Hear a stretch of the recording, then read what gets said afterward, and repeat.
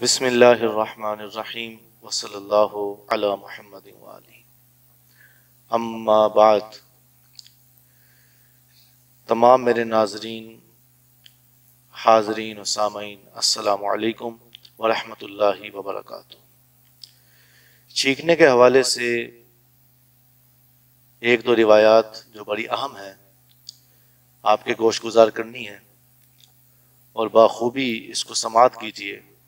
ایک تو یہ ہے کہ جب چھینک آئے تو جیسا کہ آخری جو ہمارا لیکچر تھا اس میں بتایا گیا کہ چھینکنے میں آواز پست ہونی چاہیے اور ایسا معیوب عمل نہ ہو کہ دیکھنے والے کو برا لگے۔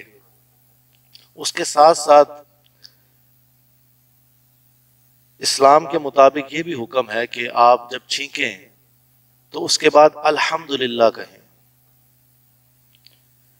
اس کے اوپر کثیر روایات ہیں اور ایک قول مولا علی شیر خدا کرم اللہ تعالی وجہہ الکریم کا ہے کہ جو بندہ چھینک کے بعد الحمدللہ کہتا ہے تو وہ دانت کے درد سے محفوظ رہتا ہے۔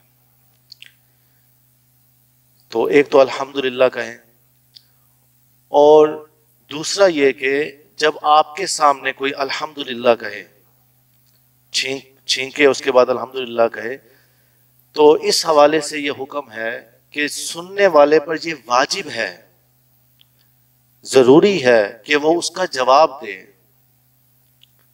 اگر جواب نہیں دے گا تو واجب ترک ہوگا اور یہ گناہ ہے۔